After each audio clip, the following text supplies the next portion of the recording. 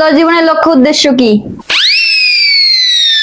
Madam, আমার জীবনে খাওয়া ছাড়া আর কোনো লক্ষ্য নাই, আর উদ্দেশ্য নাই, আর বউটু আর দরকার নাই। ওরে আমার পেট টুকরে বই। ম্যাডাম, ওরা পিছাব করতে আসতেছি, আমি এইসবকে বাদ খাই নাই। বোঝেন তো, খিদে লাগলে আমার আর মাথায় কাজ করে না। এই বেটুক, তোর পেটটাকে ঠান্ডা করে আয়।